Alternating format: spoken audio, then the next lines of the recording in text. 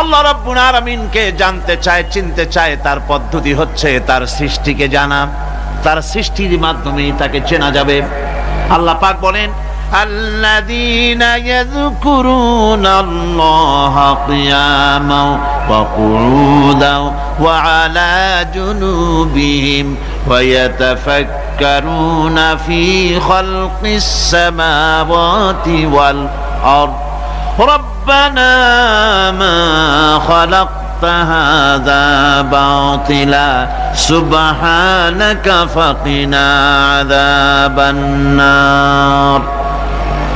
আল্লাযীনা ইয়াযকুরুনাল্লাহা কিয়ামান ওয়া কুউদান ওয়া আলা জুনুবিহিম, যারা দাঁড়িয়ে, বসে, শুয়ে, এক কথায় সর্বাবস্থায় যারা আল্লাহ পাককে স্মরণ করে, তার আকাশ এবং জমিন সৃষ্টির ব্যাপারে চিন্তা ভাবনা করে, রাত এবং দিনের পরিবর্তনের চিন্তা করে, তার সৃষ্টি নৈপুণ্যতা নিয়ে যারা গবেষণা করে, তারাই হচ্ছে আল্লাহ পাকের খাঁটি বান্দা। একজন সত্যানুসন্ধানী। চোখের সামনে যখন নিখিল বিশ্বের অনুপরমাণু থেকে শুরু করে সূর্য, চন্দ্র, গ্রহ, নক্ষত্র, বিশাল আকাশ পর্যন্ত, গাছপালা, তরুলতা, সমুদ্র, মহাসমুদ্র, পশু পক্ষী ইত্যাদি যখন তার নজরে পড়ে, তখন একজন সত্যের অনুসারী ব্যক্তি, একজন সত্যের অনুসন্ধানী ব্যক্তি, তার মুখ থেকে বেসাক্তা স্বতঃস্ফূর্ত ভাবে নিজের অজান্তে মুখ থেকে যে শব্দটা বেরোয়, সে শব্দটা হচ্ছে আলহামদুলিল্লাহি রাব্বিল আলামিন। সমস্ত প্রশংসা হচ্ছে ওই আল্লাহ পাকের, যিনি এগুলিকে সৃষ্টি করেছেন। আল্লাহ রাব্বুল আলামিন কোরআনে কারীমের মধ্যে বলেছেন, আল্লাহু লা ইলাহা ইল্লা হুয়াল হাইয়ুল কাইয়্যুম। কোন সূরায় আছে? কোন আয়াতে? আয়াতুল কুরসি। পড়তে ইচ্ছা করে না? পড়েন আমার সাথে। আল্লাহু লা ইলাহা ইল্লা হুয়াল হাইয়ুল কাইয়্যুম। আল্লাহ হচ্ছেন তিনি, যিনি ছাড়া কোনো উপাস্য নাই, কোনো ইলাহা নাই, কোনো মাবুদ নাই, যিনি ছাড়া আর কোনো ইবাদতের মালিক নাই, আর যিনি হচ্ছেন সদা জাগ্রত চিরঞ্জীব, সার্বভৌমত্বের একচ্ছত্র মালিক, যিনি সদা জাগ্রত চিরঞ্জীব, তিনি হচ্ছেন আল্লাহ। এখন কেউ যদি বলেন আল্লাহ অক্ষর কি, এক একটা অক্ষর বাদ দিয়া আল্লাহরে চিনায় দেন, তাও চিনানো যাবে। আল্লাহর প্রথম অক্ষর যদি বাদ দেন, কি থাকবে? কোরআনে কারীম বলছে, তা দিয়েও বোঝা যাবে। লিল্লাহি মা ফিস সামাওয়াতি ওয়া মা ফিল আরদ। আল্লাহ হচ্ছেন তিনি, যার জন্য আকাশ আর জমিন, আকাশ এবং জমিনের একচ্ছত্র মালিক। এর মাঝখানে যা কিছু আছে, সব কিছুর মালিকানা যার হাতের মুঠায়, তিনি আমার আল্লাহ। তিনি কে? আল্লাহ। এরপরে যদি বলেন আর একটা নাম ছেড়ে দেন, আলিফ সাল্লাম, একটা নাম ছেড়ে দিলাম, তাহলে কি থাকলো? লাহ থাকলো, দুইটা অক্ষর থাকলো লাহু। এই লাহু দিয়েও আল্লাহ রাব্বুল আলামিনের সিফাতকে, তার গুণকে বোঝা যাবে। লাহু মাকালিদুস সামাওয়াতি ওয়াল আরদ। আল্লাহ পাক বলেন, আসমান এবং জমিনের রিজকের চাবিকাঠি আল্লাহ পাকের হাতে, যাকে খুশি তিনি পর্যাপ্ত রিজেক দান করেন। কেউ যদি বলেন লামটাও ভালায় দেন, লামটাও ছেড়ে দেন, দিলাম নাম একটা ছেড়ে, থাকলো কি? একটা অক্ষর থাকলো হু। এই হু দিয়ে আমার আল্লাহরে চেনা যাবে। ওয়া হুয়াল গফুরুল ওয়াদুদুল আরশিল মাজিদ ফাআলুল লিমা ইউরিদ। আমার আল্লাহ হচ্ছেন তিনি, যিনি ক্ষমাশীল, যিনি দয়াবান, যিনি বান্দাকে মহব্বত করেন, যিনি হচ্ছেন আরশে আজিমের মালিক। তিনি হচ্ছেন সেই মহান সত্তা, যিনি যা খুশি তাই করতে পারেন। সুতরাং আল্লাহ হচ্ছেন এমন এক লফজ, এমন এক নাম, এমন এক ইসমে জাত, যার কোনো বিকল্প নাই, যা অনুবাদ করে আল্লাহকে স্রষ্টা বললে এটা সারবে না, সৃষ্টিকর্তা বললে সারবে না। আল্লাহ পাকের নামের বিরাট বিশাল ব্যাপক অর্থ রয়েছে। সুতরাং আল্লাহকে আল্লাহই বলতে হবে। আল্লাহকে কি বলতে হবে? আল্লাহ আল্লাহ আল্লাহ, কত মজাই নামে, সুবহানাল্লাহ বিহামদি, কত মজাই নামে। দেখেন আল্লাহ রাব্বুল আলামিন এমন রব।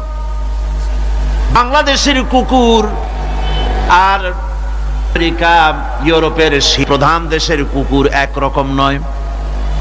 আমাদের দেশের পশু ইউরোপ আমেরিকা শীত প্রধান দেশের পশু একরকম নয়। তার কারণ হলো আমাদের দেশে শীত কম, নাতিশীতোষ্ণ অঞ্চলের মধ্যে খানিকটা পড়ে যায়। এখানে পশুদের গায়ে কম পশম থাকলে কোনো অসুবিধা নাই। ভেড়া, ঘোড়া, কুকুর, বন্য প্রাণীকে কেউ তো কম্বল দেয় না, ল্যাপ দেয় না, রাজাই দেয় না, খাতা দেয় না, চাদর দেয় না। আল্লাহ রাব্বুল আলামিন তিনি এমন রব, শীত প্রধান দেশের পশুদের গায়ে পশম দিয়া চিরস্থায়ী কম্বল জড়ায় দিয়েছেন। এর নাম হচ্ছে রব। প্রতিপালনের পদ্ধতি কি সুন্দর করে তিনি প্রতিপালন করছেন, কি সুন্দর করে তিনি পশু পক্ষীগুলিকে তাদের আহার জোগাড় করছেন। বিশাল বিশাল পানির মওজুদ থেকে বাতাসকে যিনি বলেন, যিনি প্রতিনিয়ত বাষ্পীয় আকারে পানিগুলিকে সমুদ্র থেকে উত্থিত করেন, পানিগুলিকে উত্থিত করেন মহাকাশী। আল্লাহ পাক বলেন আল্লাহুল্লাযী আরসালার রিয়াহা ফাতুসিরু সাহাবা। বাষ্প হয়ে পানিগুলি আকাশে উত্থিত হয় এবং মহাকাশে যাওয়ার পর এই পানিগুলি, লবণাক্ত পানিগুলি আল্লাহর মেশিনে সেগুলি মিষ্টি হয়ে যায়। জোরে কোন সুবহানাল্লাহ। পানিগুলি মিষ্টি হয়ে গেল। ওই মিষ্টি পানি আল্লাহ রাব্বুল আলামিন নাজিল করে দিলেন। এবার বৃষ্টি কণা কণা হয়ে পড়লো, ফোঁটা ফোঁটা বৃষ্টি। আল্লাহ খুঁজে দেখলেন বৃষ্টির ফোঁটাগুলি পৃথিবীর প্রতিটি কণা তালাশ করে তৃষ্ণার্ত কণাগুলিকে আল্লাহ পাক ভিজাই দিলেন। সেই জন্য তার নাম হলো রব। তিনি হচ্ছেন রব, প্রয়োজন মিটান। পানি সবচেয়ে প্রয়োজন বেশি, সেই পানি আল্লাহ পাক এভাবে সরবরাহ করলেন। জমিনের চারিদিকে নদী নালা রেখেছেন, জমিনকে আর্দ্র করেছেন, জমিনের ভিতরের পানি মিষ্টি করেছেন। টিউবওয়েল মারলে পরে, পাম্প করলে পরে ভিতর থেকে মিঠা পানি আল্লাহ পাক বের করে দেন। সুবহানাল্লাহ। এই মিষ্টি পানির ব্যবস্থা করেছেন।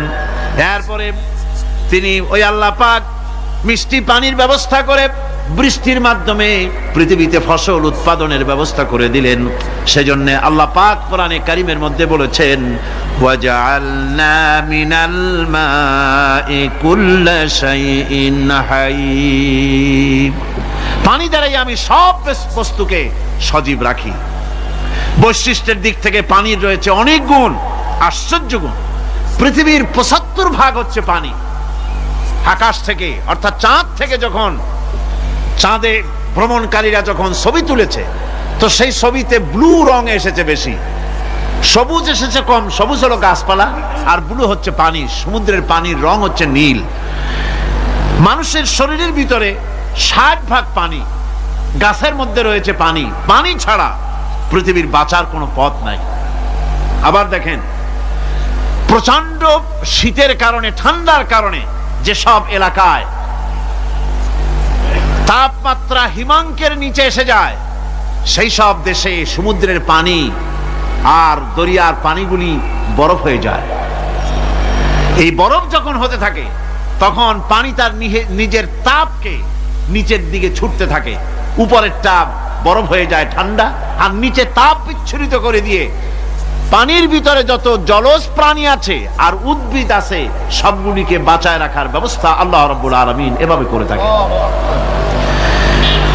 এবার আল্লাহ রাব্বুল আলামিন বলছেন এই পানি ছাড়া মানুষ বাঁচে না, প্রাণী বাঁচে না। পানি এমন এক জিনিস, এমন এক নিয়ামত আমি দান করলাম। আল্লাহ পাক বলেন কুল আরাআইতুম ইন আসবাহা মাউকুম গাওরান ফামান ইয়াতিকুম বিমাইম মাইন। বলো দেখি সবে শুকাইয়া যদি যায় এই জমিনের পানি, তাহলে হেথায় তটনির ধারা কে দিবে সবারে আনি। এই পৃথিবীর নদী নালা খাল বিল জমিনের আভ্যন্তরীণ দিকে পানিগুলি যদি আমি আল্লাহ রাব্বুল আলামিন শুকায় দেই, তাহলে আমি আল্লাহ ছাড়া এমন কে আছে যে নতুন করে আবার পানির আমদানি করে দিতে পারে? আছে কেউ? বন্ধুগণ, আল্লাহ রাব্বুল আলামিন এইভাবে করে মানুষের রুবুবিয়াতটা, আল্লাহ পাকের রুবুবিয়াত হচ্ছে তিনি মানুষকে সুন্দর করে সৃষ্টি করে যা কিছু প্রয়োজন সবকিছু খাওয়াচ্ছেন, দিচ্ছেন। সে আল্লাহ পাক প্রশ্ন করছেন, কুল মান ইয়ারযুকুকুম মিনাস সামাই ওয়াল আরদ আম্মান ইয়ামলিকুস সামআ ওয়াল আবসারা ওয়া মান ইয়াখরুজুল হাইয়্যা মিনাল মাইয়িতি ওয়া ইউখরিজুল মাইয়িতা মিনাল হাইয়্য। আকাশের প্রশস্ত বুক থেকে এবং জমিনের এই প্রশস্ত বুক থেকে কে রিজেক, তোমাদের খাদ্যকে উৎপাদন করে? কে নির্জীব থেকে সজীবকে বের করেন? আর কে সজীবকে নির্জীবে পরিণত করেন? তিনি কে? তিনি হচ্ছেন আল্লাহ পাক। আল্লাহ পাক বলছেন, এই প্রশ্ন যদি তাদেরকে করা হয় তো তারা কি বলবে? আল্লাহ পাক বলেন, ওয়ামান ইউদাব্বিরুল আমরা ফাসায়াকুলুনা আল্লাহ ফাকুল আফালা তাত্তাকুন। হে নবী, এদেরকে প্রশ্ন করুন। এদেরকে যদি প্রশ্ন করা হয় এই পৃথিবীর সুন্দর পরিচালনা পদ্ধতি কে করেন, তাহলে তারা এক কথায় বলবে, নিজের থেকেই বলবে আল্লাহ। কে করছেন সবকিছু? আল্লাহ। আল্লাহ পাক বলেন, নবী তাহলে তাদেরকে বলেন, এ কথা জানার পর, এ কথা বোঝার পরেও কেন তারা ঔদাসীন্যতা দেখাচ্ছে? কেন তারা গাফিল হয়ে যাচ্ছে? কেন তারা আল্লাহ পাককে ভয় করে তার পথের অনুসারী হচ্ছে না? যে আল্লাহ রাব্বুল আলামিন এত কিছু করছেন, তিনি তার পরিচয় সম্পর্কে বলে দিচ্ছেন, ফাযালিকুমুল্লাহু রাব্বুকুমুল হক ফামাযা বা'দাল হক ইল্লাদ দালাল। নিশ্চয়ই এসবের মূলে রয়েছেন তোমাদের রব, আমাদের আল্লাহ, আমাদের রব। সুতরাং উজ্জ্বল সত্য প্রকাশিত হওয়ার পর গোমরাহি ছাড়া আর কিছুই বাকি থাকে না। সুতরাং যারা সত্যের পথের অনুসরণ করতে চায়, রবকে চিনতে হবে, আল্লাহ পাককে জানতে হবে এবং তাকে অনুসরণ করতে হবে, তাকে রব হিসাবে চিনতে হবে। আমার বন্ধুগণ, এটা হচ্ছে সেই রুবুবিয়াত ইলাহি যার দিকে হযরত মুসা আলাইহিস সালাম ইঙ্গিত করেছিলেন ফিরআউন যখন তাকে প্রশ্ন করেছিলেন, ফামান রাব্বুকুমা ইয়া মুসা। হে মুসা, তোমাদের দুজনের রব কে? তোমাদের রব, তোমাদের প্রভু কে? তিনি জবাব দিলেন, রব্বুনাল্লাযী আ'তা কুল্লা শাইইন খালকাহু সুম্মা হাদা। রব হচ্ছেন আমাদের তিনি, যিনি নাকি আমাদের প্রতিপালক, আমাদেরকে সৃষ্টি করেছেন এবং আমাদেরকে হেদায়েত দিয়েছেন, সঠিক পথের দিশা দিয়েছেন। এখানে হেদায়েত হচ্ছে, এখানে হেদায়েত শব্দের অর্থ হচ্ছে সৃষ্টি শুধু করেন নাই, তাকে চলার, তার খাদ্য অনুসন্ধানের, তাকে বেঁচে থাকার সবকিছুর উপকরণ, এর কমন সেন্স, এর সাধারণ জ্ঞান আল্লাহ পাক তার সাথে দিয়েছেন। তিনি হচ্ছে রব। আচ্ছা, একটা দৃষ্টান্ত দেই। এই হেদায়েতটা কি? এই হেদায়েতটা হচ্ছে, আপনাদের বাড়িতে যদি কারো বিড়াল থাকে, বিড়াল, বিড়াল বোঝেন তো না? কি বলে এখানে? বিড়াল, বিলাই নাকি বলে? বিড়াল। এই বিড়াল যদি আপনাদের কারো বাড়িতে থাকে তো বিড়ালের প্রসবকালীন অবস্থা দেখবেন, বিড়ালের প্রসব হবে, বাচ্চা দেবে। বিড়াল তখন ঘরের মধ্যে পেরেশান হয়ে ঘুরতে থাকে, একটা নিরাপদ জায়গা খোঁজে, একটা নিরাপদ জায়গা খোঁজে। প্রসব করার 2-3 দিন আগের থেকে খুঁজতে থাকে তার জন্য নিরাপদ জায়গা কোনটা। এরপরে খুঁজতে খুঁজতে প্রসবের দিন সে সত্যিকারের ঘরের মধ্যে সবচেয়ে কোনা কানা জায়গা যেটা, সেই রকমের একটা নিরাপদ জায়গা সে বেছে নিল। এরপরে বাচ্চা হলো। বাচ্চা হওয়ার পর এই বাচ্চার উপরে কেউ যেন আক্রমণ না করে, শত্রু যেন তার জায়গাটিতে না আসে, এই জন্য বাচ্চাটার তো হাত দিয়ে মায়ের মতো কোলে নিতে পারে না, সে আস্তে করে ঘাটটা কামড়ায় ধরে যাতে করে বাচ্চা ব্যথা না পায়। ওইভাবে করে ঘাড় কামড়ায় ধরে, আজকে এই সিঁড়ির নিচে, কালকে ওই খাটের নিচে, পরশুদিন এই আলমারির কোনায়, এইভাবে বাচ্চাগুলি সরায় সরায় রেখে বাচ্চাকে প্রতিপালন করে। এই বিড়াল হেদায়েত দিলটা কে? যিনি দিলেন তার নাম রব। তিনি হচ্ছেন রব্বুল আলামিন। সন্তান প্রতিপালনের ব্যবস্থা শুধু দুনিয়ার মানুষকেই দেন নাই, প্রাণী জগৎকেও দিয়েছেন। সুবহানাল্লাহ। বলেন বলেন, মুরগির বাচ্চা হলো, ডিমের থেকে বাচ্চা বেরোলো, এই বাচ্চাগুলি হয়েছে গতকাল, আজকে বাচ্চাগুলি আদার খাচ্ছে মায়ের সাথে। হঠাৎ করে একটা চিল এলো আর ওর মা একটা সিগন্যাল মারলো, সাথে সাথে বাচ্চাগুলি দৌড়াইয়া এমন পলান দিল, আপনি তো ভালো একাদশীর বাপেও তালাশ করে পাবে না যে মুরগির বাচ্চা পলাইলো কই।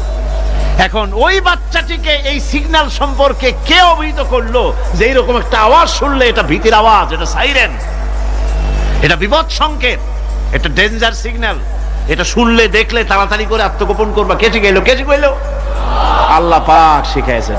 এখন এক শ্রেণীর বুদ্ধিজীবী তারা আবার উল্টা কথা কয়। তারা বলে কি? তারা বলে যে মুরগি বাচ্চা, এই বাচ্চা যে দৌড় মারলো, এখানে আল্লাহ এইসব কিছু নাই, নাউযুবিল্লাহ মিন যালিক। তো এখানে কি আছে? কয় যে এখানে বিষয়টা হলো এই যে এই মুরগি আর মোরগ, ওর বাপ মা, এই দুজনের মধ্যে আছে চিলের ভয়, আছে শিয়ালের ভয়। ওই ভয় ওদের মধ্যে ছিল, এই মা বাপের ক্রসের মাধ্যমে বাচ্চা আসছে, কাজী ওই ভয়, বাপের যদি কোনো রোগ থাকে, মায়ের রোগ থাকে, তো এগুলি তো বাচ্চার মধ্যেও ঢোকে। তো ভয় হোক, সুখ হোক, দুঃখ হোক, এই অনুভূতি স্বাভাবিক প্রক্রিয়ার মাধ্যমে বাচ্চার মধ্যে ঢুকছে, আর সিল দেখে আওয়াজ শুনে সে আত্মগোপন করেছে। এইটা আমি পড়িয়া আমি আমার আলোচনা এক জায়গায় বললাম বুদ্ধিজীবীদের উদ্দেশ্যে, যদি সত্যিই তাই হয়, মোরগ আর মুরগি মা বাবার মধ্যেই ভয় আছে বলে বাচ্চার মধ্যেই ভয় ঢুকছে, সেই জন্য সে আত্মগোপন করছে, তাহলে আবার মানুষের ব্যাপারে কথাটা আনি। মানুষেরা সাপেরে ভয় করে না মহব্বত করে? কথার জবাব দিলে না, যখন তখন মনে হয় আপনারা সাপ বুঝি ভালোবাসেন। সাপ আমরা সকলেই ভয় পাই, মায়ও ভয় পায়, বাবাও ভয় পায়। এই মায়ের গর্ভে সন্তান এসছে, সন্তানের বয়স 2 বছর 2.5 বছর, ঘরের মধ্যে কেউ ছিল না, ঘরের মধ্যে একটা সাপ আসছে, একটা সুন্দর সাপ, দেখতে সুন্দর, কিন্তু সে সাপে কামড়ালে মানুষ মরে যায়। ওই সাপটা মাথা উঁচু করে ফনা ধরেছে। এই বাচ্চাটা কি সাপ দেখে দৌড় মারবে, না বাচ্চাটা ওই সাপটাকে ধরার জন্য সে এগিয়ে যাবে? কোনটা করবে? এগিয়ে যাবে। তাহলে মা বাপের ভয়, তাদের মা বাপের রক্তের মধ্যে, শিরার মধ্যে, সব জায়গায় সাপের ভয়, তার মাধ্যমে বাচ্চা এসে ওই বাচ্চার মধ্যে সাপের মহব্বত হইল কেন, ভয় হইল না কেন বাচ্চা অবস্থায়? সুবহানাল্লাহ। আমার বন্ধুগণ, মুরগির বাচ্চাকে হেফাজত করার জন্য বুদ্ধিমান প্রাণী মানুষ তার কাছে নাই বলে আল্লাহ রব্বুল আলামিন তারে বাচ্চা অবস্থা থেকে বোঝার তৌফিক দিয়েছেন কোনটা ভয়ের আওয়াজ, কোনটা হলো বিপদের আওয়াজ। মানব সন্তানের প্রতিপালন করার জন্য তার মার বাবা আছে বলে ওই রকম করে পশুদের মতো আল্লাহ বানান নাই, তাকে হেফাজত করার জন্য মা বাপ আছে বলে এই দায়িত্ব আল্লাহ পাক মা বাপের উপরে ছেড়ে দিয়েছেন। মা বাপ তাকে হেফাজত করে। রুবুবিয়তের প্রতিপালন, হেদায়েতের এই প্রতিপালন আল্লাহ পাক মানুষকে এভাবে করে তাদেরকে হেদায়েত দিয়েছেন, তার পথের চলার দিশা দিয়েছেন। পিঁপড়ার খাদ্য সংগ্রহের ব্যাপারটা দেখেন, পিঁপড়ার আছে দারুণ ঘ্রাণ শক্তি। কোথায় খাবার? 5 তলায় আপনি মিষ্টি খাচ্ছেন, রসগোল্লা থুয়ে দেন, তারপরে দেখেন কোন জায়গায় দিয়ে পিঁপড়া এসে জমের খাওয়া খায়, ঠিক কিনা? দেখেন তার কত তীব্র ঘ্রাণ শক্তি, সেখানে চলে যাচ্ছে। তাকে হেদায়েত দেওয়া হয়েছে, তাকে ঘ্রাণ শক্তি দেওয়া হয়েছে। চিল, শকুন, ঈগল কোথায় থাকে বুঝেন না? মহাশূন্যে 3 থেকে 3.5 মাইল উপরে শকুন, বাজ, ঈগল উঠতে থাকে। খাবে কি? ওখানে তো তার খাবার ছড়ানো নেই। আল্লাহ হচ্ছেন এমন রব, আমাদের স্রষ্টা হচ্ছেন এমন রব, যিনি ওই চিল, বাজ আর শকুন মহাশূন্যে যেগুলি উড়ে বেড়ায়, ওদেরকে আল্লাহ পাক এমন তীব্র দৃষ্টি শক্তি দান করেছেন, 3 মাইল উপর থেকেও ছাগল মুরগি মরা দেখলে ওখান থেকে এসে ঝাঁপায়ে পড়ে তা খেতে পারবে। তাকে দেওয়া হচ্ছে দৃষ্টিশক্তি। এরকম করে যার যা প্রয়োজন, সমস্ত প্রয়োজনগুলি আল্লাহ মিটাচ্ছেন। এরই নাম হচ্ছে রুবুবিয়তে ইলাহি। এটাই হচ্ছে আল্লাহ পাক রব, এটা তার অসংখ্য প্রমাণ। সেই জন্য আল্লাহ পাক বলেন আলহামদুলিল্লাহ আলহামদুলিল্লাহি রাব্বিল আলামিন। পড়েন সবাই, আলহামদুলিল্লাহি রাব্বিল আলামিন। সমস্ত প্রশংসা হচ্ছে আল্লাহ পাকের জন্য। কোরআনে কারিমে রব্বুল আলামিন বলেন, কুল লাউ কুনতুম ফি বুয়ুতিকুম লাবারাজাল্লাযীনা কুতিবা আলাইহিমুল কাতলু ইলা মাদাজিহিম। আল্লাহ পাক বলেন, হে নবী তুমি বলে দাও, তুমি শোনায় দাও, যাদের ভাগ্যে নিহত হওয়া আছে তারা যদি তাদের বিছানায় শুয়েও থাকে, প্রকোষ্ঠের ভিতরে থাকে, মৃত্যু সেখানে গিয়ে হাজির হবে, ওখানেই মৃত্যু হয়ে যাবে। মৃত্যুর সময় আসতে পরে মানুষকে মোটেই সময় দেওয়া হবে না, সময় যখন আসবে সময় মতো তাকে বিদায় নিতে হবে। সুতরাং ঈমান, আল্লাহর প্রতি ঈমান আনলে পরে মানুষের ভিতরে নির্ভীকতার সৃষ্টি হয়, সে কাউকে পরোয়া করে না আল্লাহ ছাড়া। চিল্লায় কোন সুবহানাল্লাহ, আরো জোরে বলেন সুবহানাল্লাহ। সাহস, বুক ভরা সাহস তার মধ্যে আসবে। এরপরে আল্লাহর প্রতি ঈমান আনার জন্য, ঈমান আনলে পরে আরেকটি উপকার মানুষের হয়, এটা হলো 4 নম্বর উপকার। এটা কয় নম্বর? 4 নম্বরের উপকার হলো আল্লাহর প্রতি মানসিক প্রশান্তি আসে। সেই মানসিক প্রশান্তিটা হলো ইমানদার কখনো হতাশ হয় না, ইমানদার কখনো হতাশায় ভোগে না, নিরাশায় ভোগে না।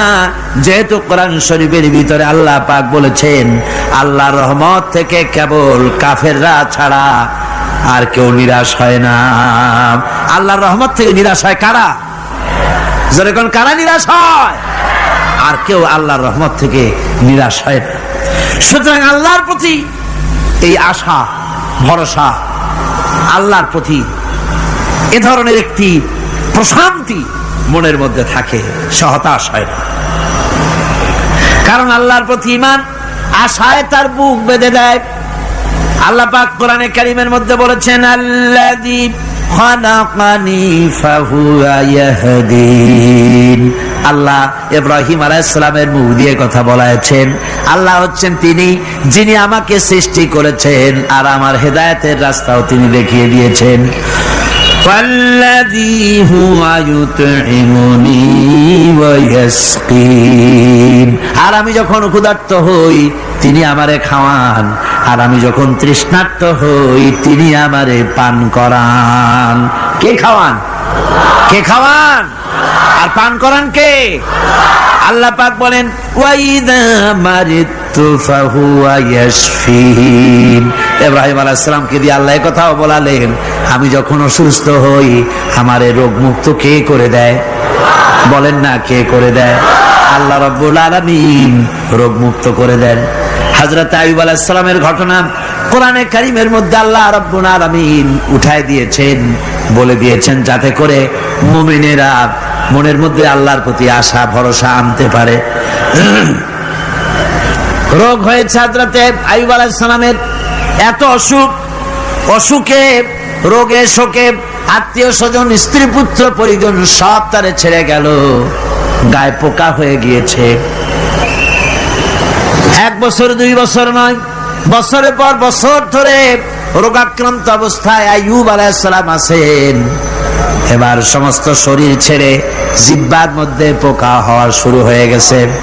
হযরত আইয়ুব আলাইহিস সালাম জিহ্বায় যখন পোকা শুরু হয়ে গেল, আল্লাহর দরবারে তখন তিনি ফরিয়াদ করে বলেছিলেন, রব্বুল আলামিন সারা শরীরে পোকা ধরলো, শরীর জরা জরা হয়ে গেল, রোগে শোকে শেষ হয়ে গেলাম, কোনো শিকায়ত করি নাই, এবার তো কথা না বলে পারি না। মাবুদ তুমি দয়া করে আমার জিহ্বায় পোকা দিও না, আমার জিহ্বাটা পোকা ধরেছে, দয়া করে পোকা জিহ্বায় দিও না, কারণ আমার জিহ্বায় যদি পোকা হয়ে যায় তাহলে তোমার মতো আল্লাহর জিকির আমি কি দিয়া করব?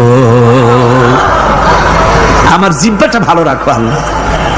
হযরত আইয়ুব আলাইহিস সালাম পড়েছিলেন, আন্নী মাসানি আদ-দুররু ওয়া আনতা আরহামুর রাহিমিন।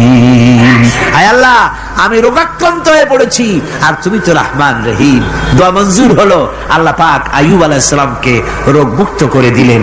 রোগ হলে পরে কে সেরে দেয়? কে সেরে দেয়? আল্লাহর প্রতি এই আশা, এই ভরসা, এই চিন্তা থাকতে হবে। আল্লাহ পাক বলেন, যখন আইয়ুব আমার কাছে দোয়া করলো, আমিও জবাব দিয়া দিলাম। কোন সুবহানাল্লাহ। আল্লাহ পাক বলেন, ফাকাশাফনা মা বিহি মিন দুররিন ওয়া আতাইনাহু আহলাহু ওয়া মিসলাহুম মাআহুম রাহমাতাম মিন ইনদিনা। আমি তার কষ্ট দূর করে দিলাম, তার হারানো স্বাস্থ্য ফিরিয়ে দিলাম, এবং তার সাথী সঙ্গীদেরকে আমার পক্ষ থেকে আমার রহমত দিয়ে তার কাছে সব আবার আমি ফিরাইয়া দিলাম। সুতরাং মুমিন ব্যক্তি কখনো হতাশ হবে না।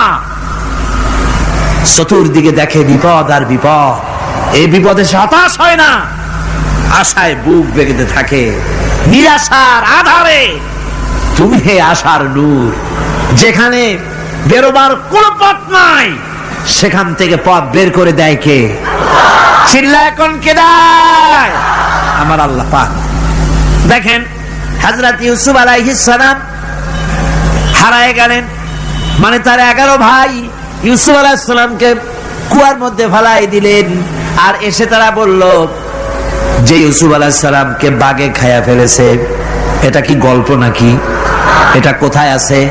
কোরআন শরীফের মধ্যে আছে।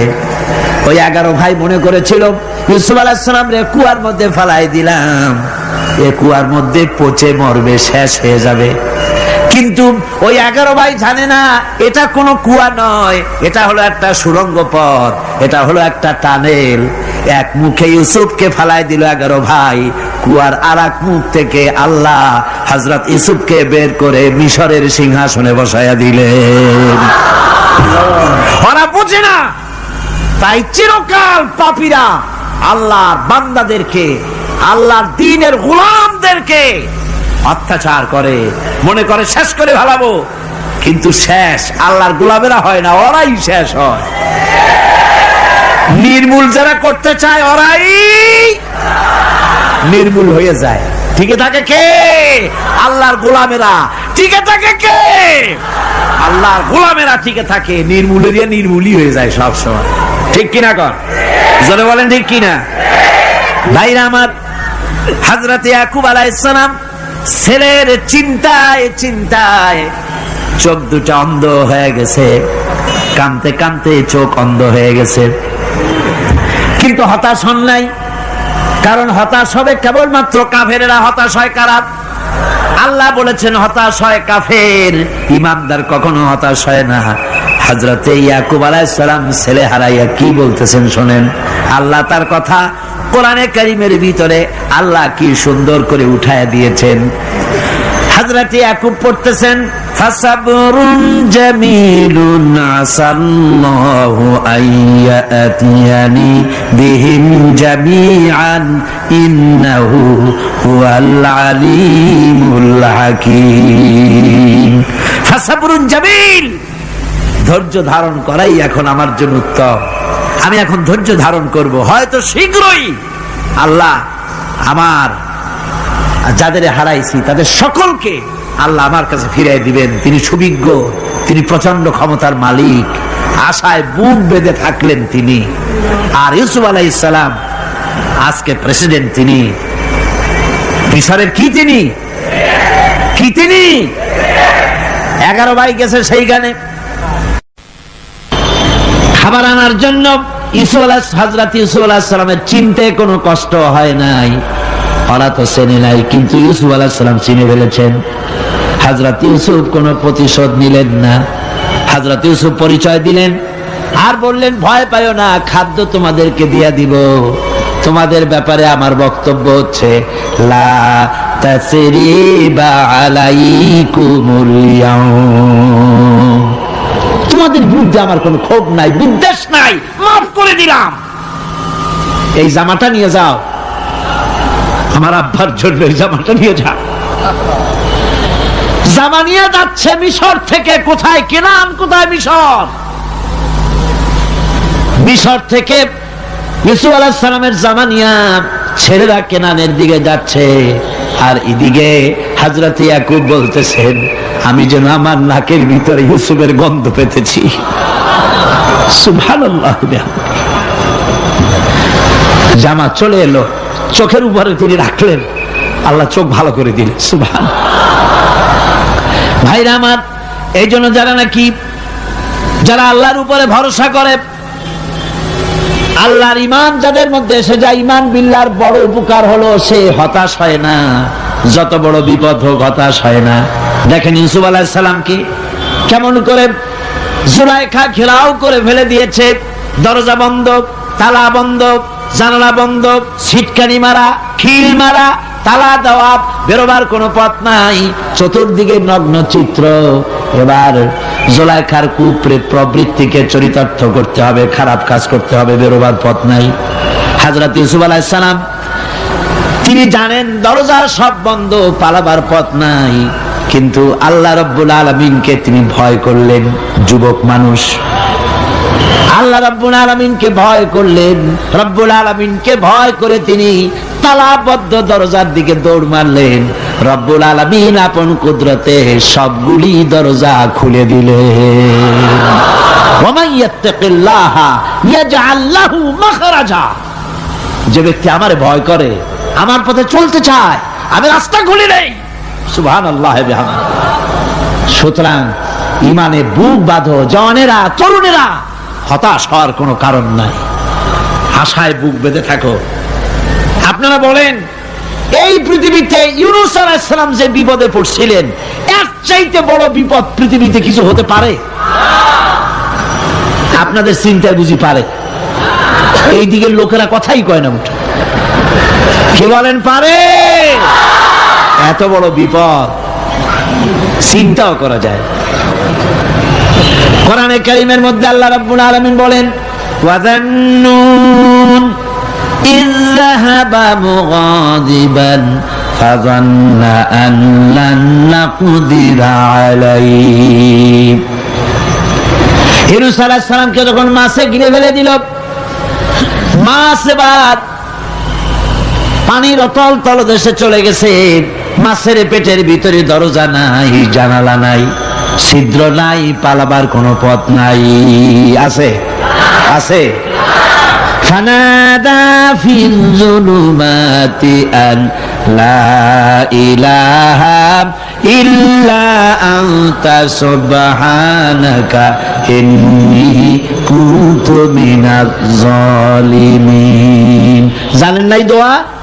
পড়েন সবাই, লা ইলাহা ইল্লা আনতা সুবহানাকা ইন্নী কুনতু মিনাজ জালিমিন।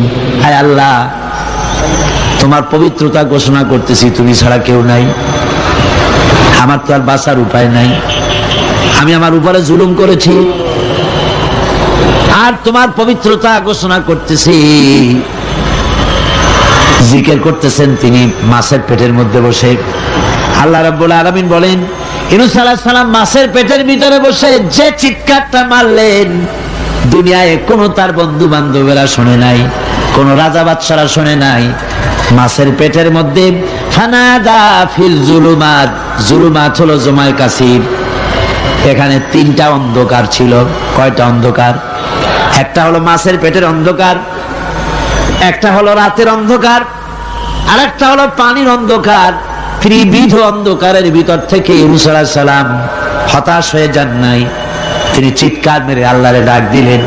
আল্লাহ কয়, আমি ডাক শুনছি, কেউ তোমার ডাক শুনে নাই, আমি তোমার আরশের মালিক, আমি আল্লাহ শুনতে পেয়েছি, শুধু শুনি নাই, জবাব দিয়া দিলাম। ফাস্তাজাবনা লাহু ওয়া নাজ্জাইনাহু মিনাল গাম্মি ওয়া কাযালিকা নুজিল মুমিনিন। পড়েন না সবাই, ফাস্তাজাবনা লাহু ওয়া নাজ্জাইনাহু মিনাল গাম্মি ওয়া কাযালিকা নুজিল মুমিনিন। আমি তাকে আমি আল্লাহ পাক বলেন আমি ইউনূসের ডাক শুনলাম, ডাকের জবাব দিয়া দিলাম, আর মাছের পেটের ভিতরে বেদনার সৃষ্টি করে দিলাম। মাছ এবার ভেসে উঠলো। মাছের আর এখন কোন উপায় নাই বমি করা ছাড়া। মাছ কিনারায় চলে এলো, ইউনূসকে বমি করে ফেলে দিল। আল্লাহ কয়, শোনো দুনিয়ার মানুষেরা, শুধু ইউনূস আলাইহিস সালামকে নয়, ওয়াকাযালিকা, এইভাবে করে আমার মুমিন বান্দারা যদি বিপদে পড়ে আর আমারে ডাকে, আমি রব্বুল আলামিন এইরকম বিপদ দিয়া বাঁচায়া দেব। বিপদ থেকে বাঁচাবেন কে? সুতরাং গতকালকের মতো আবারও বলি, বিপদ আসতে পরে মুসলমানেরা মাজারে দৌড়ায় বেশি। কন নাউযুবিল্লাহ, জোরে কন নাউযুবিল্লাহ। বিপদ আসে আর মাজারে চলে যায়, যাইয়া সেখানে কাঁদে, মাজারের উপরে মাথা ঘা দিতে থাকে, পয়সা দেয়, মুনাজাত করে, কাঁদতে থাকে, মাজারওয়ালার কাছে বিপদ মুক্তি চায়। নাউযুবিল্লাহ পড়ে, আবারও কন নাউযুবিল্লাহ। বিশ্বাস করুন আমার ভাইরা, বিশ্বাস করুন, আল্লাহর কোরআন আমার হাতে। মাজারওয়ালার কাছে কানলে পরে ওই মাজারে যিনি শুয়ে আছেন, আল্লাহর কসম তার কোনো ক্ষমতা নাই আপনাকে বিপদ থেকে বাঁচাতে পারে। আছে ক্ষমতা? জোরে বলেন আছে? বিপদ থেকে বাঁচাবে কে? কে বাঁচাবে? আল্লাহ। আপনারা টাকা দেন আর ওই টাকাগুলি ওইখানে মাজারে বসা জনমের খাওয়া খায় মাজারের পাহারাদার এক শ্রেণীর পান্ডারা।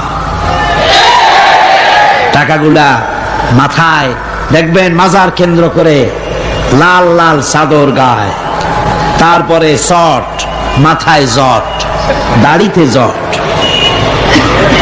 দাড়িতে জট, আর মোষ। হায়রে মোষ! 6টা টর্চ লাইট দিয়েও যদি আপনি খোঁজেন মুখ তালাশ করে পাবেন না, এত মোষ। সমানে গাঁজা খায় আপনার পয়সা দিয়ে, ধর্মের নামের ব্যবসা করে। যাই দেখেন মাজার গুলো, প্রত্যেকটা মাজারে 5টা 10টা লোক বসা আছে। ঘাট ধরে বের করে দাও। আর বলো মাজারে বসে আছো কেন? মসজিদে যাও। কোথায় যাবে? কোথায় যাবে? মসজিদে। আল্লাহর থামো, আল্লাহর ওলিদের মাজার ঘেরাও করে রেখে দাও, যত্ন করে রেখে দাও। গরু, ছাগল, ভেড়া, হাবিজাবি কিছু যেন যেতে না পারে, যত্ন করে রাখো, সম্মান দিয়ে রাখো। কিন্তু তোমার ওখানে পাহারা দিতে বলছে কে? তুমি ওখানে বসে থাকো কেন? গুড় যেখানে পিঁপড়া সেখানে। পয়সা দেওয়া বন্ধ করে একটারও পাবেন না ওখানে, ঠিক কিনা? সব ধান্দাবাজ পয়সার লোভে ওখানে বসে থাকে, গাঁজা খায়, মদ খায়, নামাজ পড়ে না। আর আপনার টাকা দিয়া খোঁজ নিয়ে দেখেন মাজারের মুতল্লি যত আছে সব বাসের মালিক, ট্রাকের মালিক, কোটি কোটি টাকার ব্যবসা করে। সুতরাং এগুলি ছাড়েন, এ ধান্দাবাজি বন্ধ করুন। মাজারের সাথে কোনো সম্পর্ক নাই। মুসলমানের সম্পর্ক কেবল মসজিদের সাথে। কিসের সাথে? মসজিদের সাথে সম্পর্ক গড়ে। আমার বন্ধুগণ, বিপদ আসলে পরে কবরের কাছে যাওয়া নয়, বিপদ আসলে পরে মসজিদে যান, 2 রাকাত কাজায়ে হাজাতের নামাজ পড়েন। রাসূলুল্লাহ পড়েছেন, কাজায়ে হাজাতের নামাজ পড়েন, সেজদায় পড়ে গিয়ে আল্লাহর কাছে কাঁদেন, আপনার বিপদ আল্লাহ রব্বুল আলামিন দূর করে দিবেন।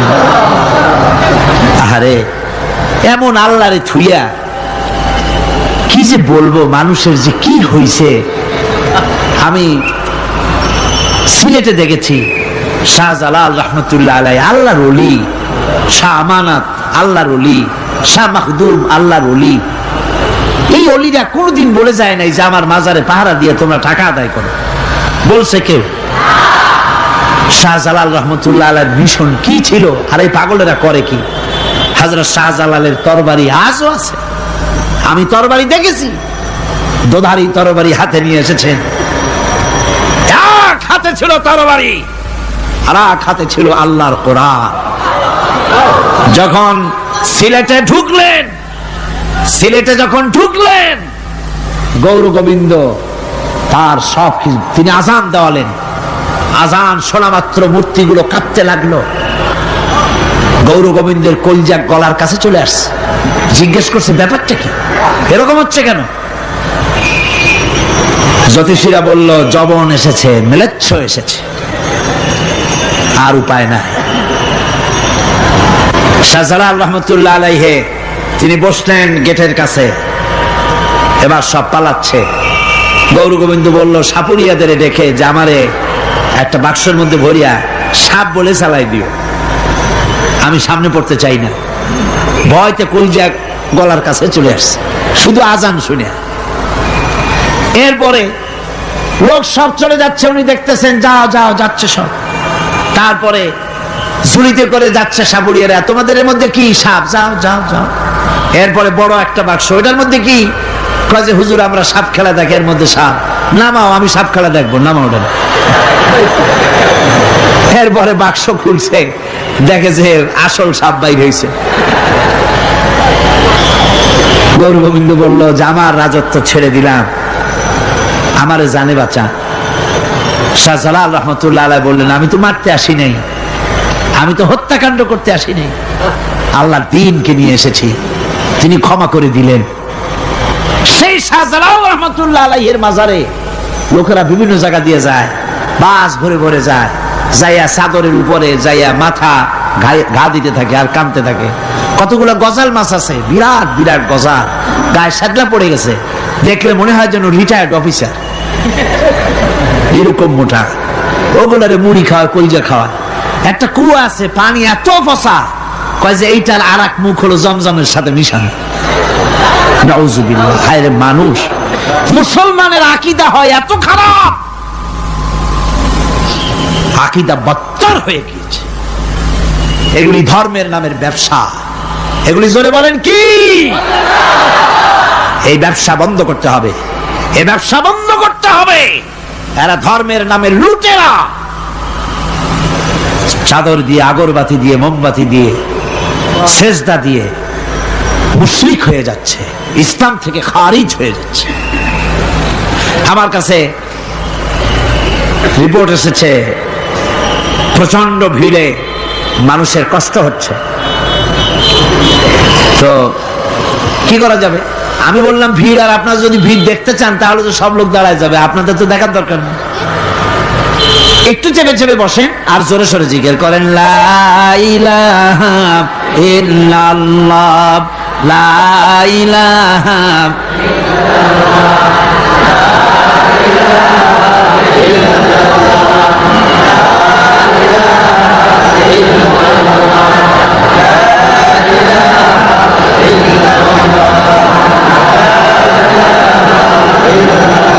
আপনি কিন্তু বসেই এগোতে পারতেন, দাঁড়ালে পরে ডিস্টার্ব হয়, হাঁটলে পরে ডিস্টার্ব হয়। নিজের কপালটারে খারাপ করেন না, এত সুন্দর আল্লাহর কথা শোনা থেকে নিজেকে মাহরুম করতে চেষ্টা করেন না। নিজেও শোনেন, অপরকেও শুনতে দেন। বসেন,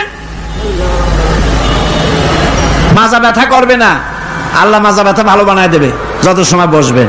কোন আলহামদুলিল্লাহ। আপনারা বসছেন যে জায়গাটায়, এটা বেহেশতের টুকরা। এটা কি? এটা প্যারেড ময়দান নয়। মাজালিসুল ইলম হিয়া রাউযাতুম মিন রিয়াদিল জান্নাহ। হযরত আলী বলেছেন, যেখানে ইলম চর্চা হয়, কোরআন আলোচনা হয়, হাদিস আলোচনা হয়, সেটা কোনো সাধারণ জায়গা না, সেটা জান্নাতের টুকরা হয়ে যায়। যেরকম সুবহানাল্লাহ। কাজী বেহেশত থেকে শয়তানের জন্য বাইর করিয়া না দেয়, সতর্ক থাকেন। শয়তান কি চায় যে আপনি সারাক্ষণ শোনেন? কি কোন চায়? চায় না। শয়তানের খপ্পরে পড়েন না, বসেন আর শোনেন। ইমানদার যখন বিপদে জর্জরিত হতে থাকে তখন সে ভেঙে পড়ে না, তখন অন্ধকারের, বিপদের অন্ধকার বিদীর্ণ করে আলোর এক প্রভা তার চোখের সামনে উদ্ভাসিত হয়ে ওঠে। সেটা কি? সেটা হলো আল্লাহ রাব্বুল আলামিনের বাণী, فإن مع العسر يسرا ইন্না মাআল উসরি ইউসরা। আল্লাহ পাক বলেন জেনে রাখো, দুঃখ এবং কষ্টের সাথে রয়েছে সুযোগ আর সুবিধা, আর অসচ্ছলতার সাথে রয়েছে উদার সচ্ছলতা। জোরে কান সুবহানাল্লাহ। কাজে ভয় পাওয়ার কারণ নাই, হতাশ হওয়ার কারণ নাই, মন আশায় বুক বেঁধে রাখো। গুনাহ করেছো, হতাশ হয়ো না। যুবকদের গুনাহ করা স্বাভাবিক। ইউনিভার্সিটির ছাত্র, কলেজের ছাত্র, প্রফেসর, শিক্ষক, অফিসার ঘুষ খেয়েছেন, জিনা করা হয়েছে, মদ খাওয়া হয়েছে, মিথ্যা কথা বলা হয়েছে, যাই কিছু করেন না কেন ভয় পাওয়ার কারণ নাই, নিরাশ হওয়ার কোনো দরকার নাই। আল্লাহ পাক ডেকে বলেছেন, কুল ইয়া ইবাদিয়াল্লাযীনা আসরাফু আলা আনফুসিহিম লা তাকনাতু মির রাহমাতিল্লাহ। আরে আমার আল্লাহর মতো এত ভালো আর কেউ আছে? এত দরদ আর কারো আছে? আমার আল্লাহ বলেন, ও নবী আপনি শুনায় দেন, হে আল্লাহর বান্দারা, তোমরা যারা নিজেদের উপরে বাড়াবাড়ি করেছো, নিজেদের উপরে জুলুম করেছো, অত্যাচার করেছো, আমি আল্লাহর রহমত থেকে নিরাশ হয়ে যেও না। মানুষ যদি অপরাধ করে, বাপের সাথে অপরাধ করেছে, মায়ের সাথে অপরাধ করেছে, মা বাবা সন্তানের চাইতে এত বড় কল্যাণকামী তো আর কেউ নাই, কিন্তু মা বাবা কোনোদিন বলে না আয় আমার ছেলে তোরে মাফ করে দেই, এরকম বলে নাকি? মন চায় ছেলে যদি মাপ চাইতো, খুশি হয়ে মাফ করে দিতাম, কিন্তু কেন যে আসে না, ডাকে না যে আয় মাফ করে দেই। মা বাপ আপনাকে এত ভালোবাসে, সেই মা বাপও আপনাকে বলে না যে আয় মাফ করে দেই। আমার আল্লাহ হচ্ছেন এমন আল্লাহ, আল্লাহ রাব্বুল আলামিন ডাকেন, এ বান্দা খুন করেছিস ফিরে আয়, জিনা করেছিস ফিরে আয়, হত্যা করেছিস ফিরে আয়, চুরি করেছিস ফিরে আয়, কুফরি করেছিস ফিরে আয়, সুদ খেয়েছিস, ঘুষ খেয়েছিস, মদ খেয়েছিস ফিরে আয়, এসে আমার দরবারে চোখের পানি ফেল, আমার দরবারে কাঁদাকাটি কর। ইন্নাল্লাহা ইয়াগফিরুয যুনুবা জামিআ ইন্নাহু হুয়াল গফুরুর রহিম। আমার দরবারে চোখের পানি ফেলে কাঁদ, আমি রব্বুল আলামিন জিন্দেগীর গুনাহ মাফ করে দেব। সুবহানাল্লাহ কোন, সুবহানাল্লাহ কোন। আমার কাছে কান, চোখের পানি ফেল। আল্লাহ রাব্বুল আলামিনের কাছে